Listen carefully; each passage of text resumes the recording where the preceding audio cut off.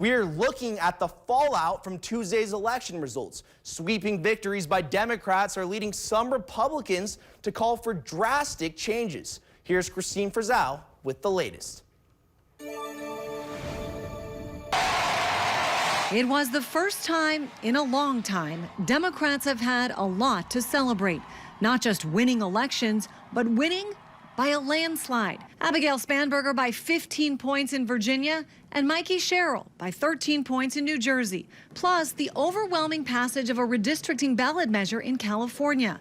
Some Republicans downplaying what the victories might mean. What happened last night was blue states and blue cities voted blue. And no one should read too much into last night's election results. President Trump, though, with a slightly different take. I don't think it was good for Republicans. I think if you read the pollsters, the shutdown was a big factor, negative for the Republicans. Pollster Scott Rasmussen seems to agree. When we first polled on this in the earliest days of the shutdown, hardly anybody noticed anything was going on.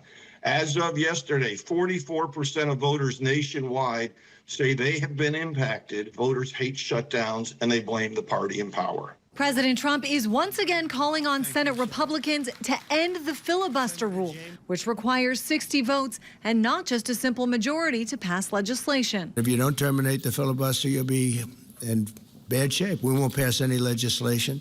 There'll be no legislation passed for 3 1/4. We have 3 1/4 years, so that's a long time. But those short-term gains could spell long-term pain for Republicans if Democrats retake the chamber and use the new rules to pass their priorities, which some fear could expand abortion rights and take aim at Second Amendment rights, among other agenda items. One reason why many Republicans still oppose the so-called nuclear option. Everybody knows, follows our government in this process, that in the Senate, it takes a supermajority. It takes 60 votes to do virtually anything.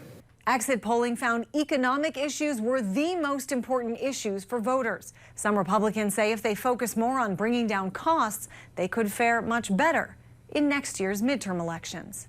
I'm Christine Frizzell reporting.